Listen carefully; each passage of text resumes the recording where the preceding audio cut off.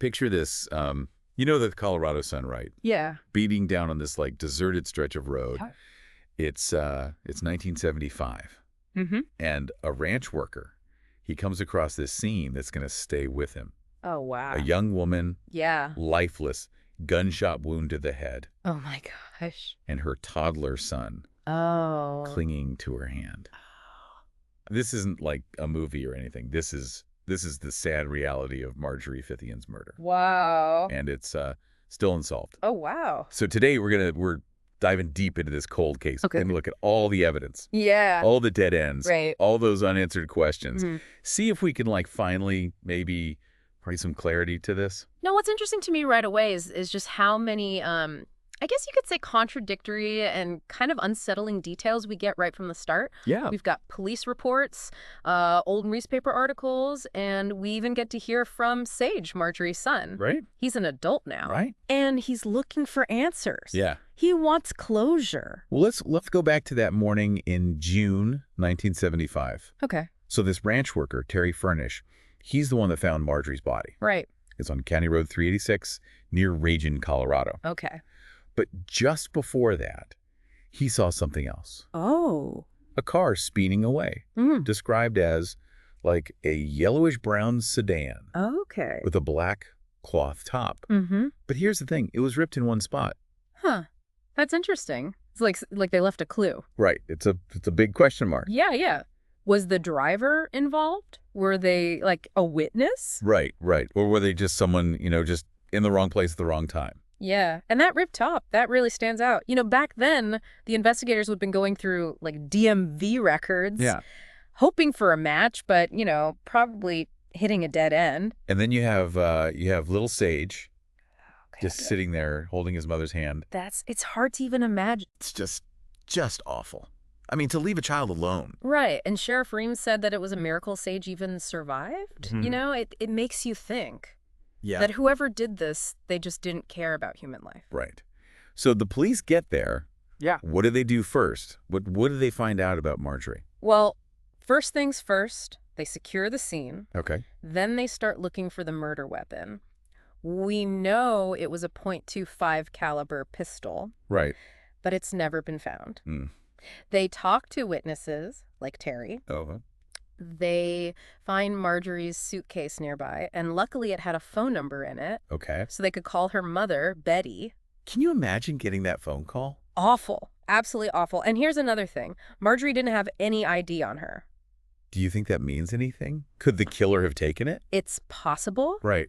Maybe they wanted to make it harder to identify her. To buy themselves more time. Exactly. Or maybe it was, just overlooked in all the chaos. Yeah.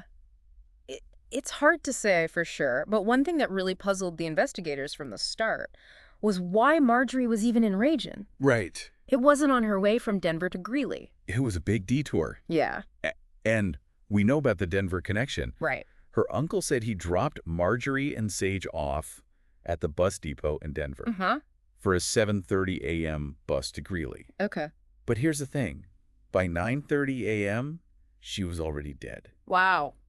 In Ragin. That's not much time. No, not at all. Especially back then with the roads and everything. Exactly. So to travel from Denver, be murdered, and then have your body found, all before 9:30. It just doesn't add up. It makes you wonder, did she even get on that bus? Right. Did someone offer her a ride? Did she accept? And this is before cell phones, before all the cameras we have everywhere today. Right. So tracking her movements is really difficult. And then there's a detail about her date in Denver. Right. The weekend before. Yeah. It seems like the police didn't really look into that at first. It makes you think, what if they missed something important? Well, back then, they didn't have all the tools we have now. Right. Like, think about it. Today, we have digital footprints, social media. Right. All these databases. Exactly. This investigation would be so different today. Oh, absolutely. It really makes you wonder, what if they had looked into that date more closely? Yeah. What if they had more resources? It's a good question. Maybe modern techniques could shed some light on this. That's an interesting thought. Yeah. Okay, so let's talk about the suspects. We know these men, Vernon, Robbie, Jerry, and Larry. Right, they were all local. Yeah, and they all had criminal histories. Mostly drug-related stuff. Right, and their stories, they were all over the place. Yeah, it's like a tangled web of accusations. They were pointing fingers at each other. Right, like Robbie and Jerry, they burned down Vernon's garage. Yeah, that's not nothing. No, definitely not. And then there's Jerry. He supposedly confessed to a confidential informant, and he even showed them pictures of Marjorie's body. That's chilling. It really is. And then Sage, he identified Jerry. Yeah, from a photo in the newspaper. I mean, come on. I know, it sends shivers down your spine. It does. But, you know, we have to think about how old Sage was back then. Right. Can we really trust that identification? That's a good point. And sadly, they ended up dropping the charges against Jerry. Not enough evidence. Right. And then he died. Yeah. Officially, it was an accidental overdose. But some people thought there was more to it. Right. Some suspected foul play. It's just another layer of tragedy. Yeah, in this already complicated case.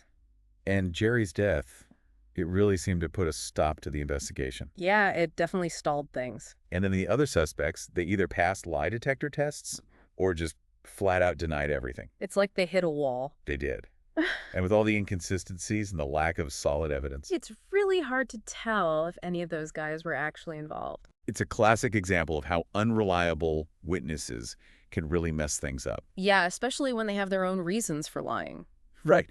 They might have grudges or be trying to protect someone else. Exactly. It makes the truth even harder to find. So we have this group, but their stories are shaky at best. Right. Lots of holes. So did investigators look at any other angles?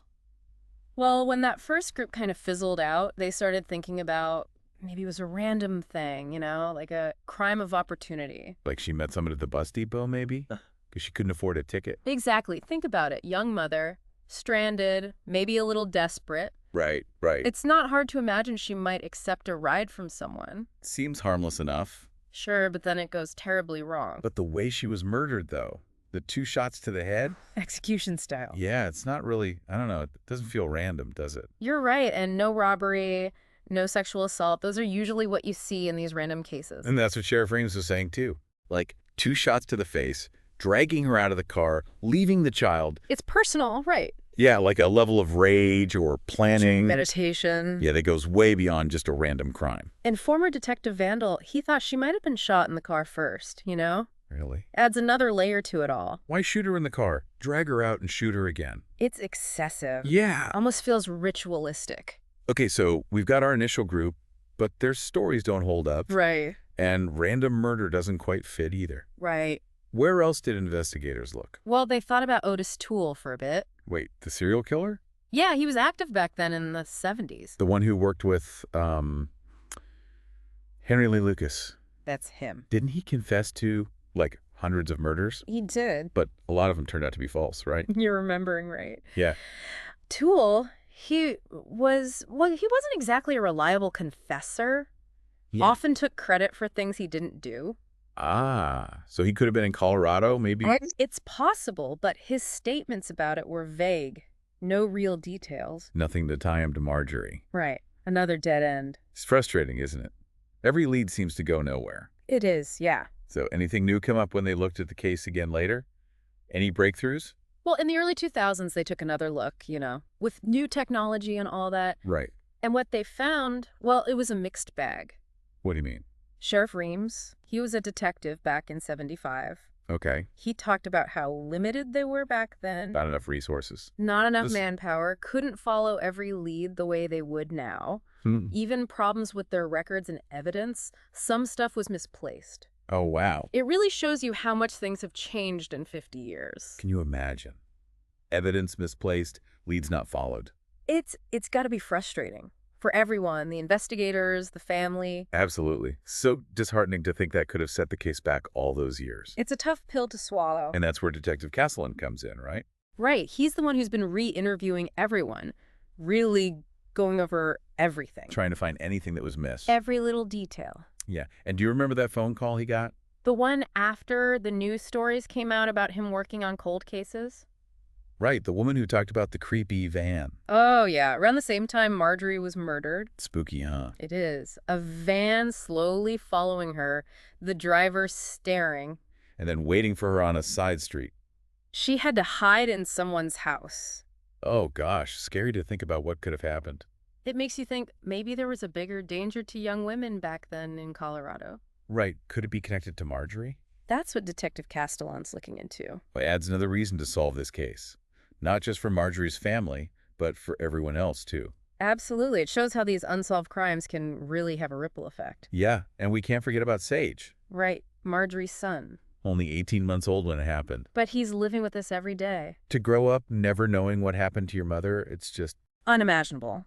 It is. Sage said he doesn't remember the murder, just bits and pieces of his mom from stories and her art. Oh, that's nice. She was creative, loved music and poetry. Yeah. He keeps her old albums, her paintings, and he sees her in his own kids. Oh, that's sweet. It's how he keeps her memory alive. But you can tell he wants answers, not just for him, but for his whole family. Of course. He said just mentioning his mom brings this wave of sadness over everyone, his grandma, aunts, uncles. It's a reminder that these cases, they leave so much pain behind. So much unresolved. What stands out to you about Sage? I think it's how resilient he is. Yeah, he's built a good life despite all that. Full of love, and he honors his mom's memory in such a beautiful way. But that need for justice, for peace of mind, you can really feel it. It reminds you that these aren't just files, they're real people. Real lives affected. And that brings us back to Detective Castellan. Trying to find some kind of resolution. Yeah, he's really digging into those old interviews looking for anything new. And Robbie, the one from that first group. Yeah, he admitted to Detective Castellan that he made up the story about Vernon. Really? Said it was out of anger, revenge. Wow, talk about a personal vendetta derailing things. It's a prime example of why you have to be so careful with witness statements. Yeah, especially when they've changed their stories before. Exactly. And then there's the guy Marjorie went on that date with in Denver. Right. He said he dropped her and Sage off at the bus station. But her uncle said he did. Exactly. It doesn't match up. And now the uncle's passed away, so there's no way to ask him about it. Unfortunately. Detective Castellan thinks it might just be a bad memory on the boyfriend's part. Could be, but it makes you wonder, are there other little things like that just waiting to be found? That might be the key. Exactly. It's like a puzzle with missing pieces. You have these pieces of information, these clues, but something's not fitting. And with time, memories get fuzzy, evidence disappears. It gets harder and harder to find those missing pieces. It does. And that's the thing, right? You might think it's nothing, but you never know. Right, that little detail could be everything. So after all this, the dead ends, the stories that don't add up, the memories fading, is there any chance for justice for Marjorie? It's been a long time, that's for sure. But Detective Castellan, he's not giving up. That's good to hear. He's using all the new tools, looking at the old leads again, asking people to come forward, if they know anything. And like you said, even the smallest thing could be huge. Absolutely. Maybe someone listening remembers something they saw back in June '75, something that seemed small at the time. Like seeing Marjorie at the bus station that morning. Or that car, the one with the ripped top speeding away from Ragin. Even if it's just a little thing, a feeling. It could change everything. Yeah. It's all about putting those little pieces together. Connections. Right. And hopefully, with everyone's help, we can finally get some answers for Marjorie's family. And hold whoever did this accountable. This whole case, it really shows you that even when it seems impossible, we can't give up on finding the truth. It's a testament to Detective Castellan, to Marjorie's family. They haven't given up hope. That's amazing after all this time. It is. And if you're listening and you know something, anything at all, even if you think it doesn't matter, please call the Weld County Sheriff's Office. Your tip could be the one that solves this. The one they've been waiting for. So think back to everything we talked about. Yeah. What if the truth is right there in front of us? In something we've overlooked. Like maybe that detail about who dropped Marjorie off at the bus station. It seems small, but it could be the key. We encourage you to think about it, go over the details again. What do you think? Maybe you're the one with the missing piece. The one who can finally get justice for Marjorie. And bring peace to her family. Thank you for joining us on this deep dive into the unsolved murder of Marjorie Fithian.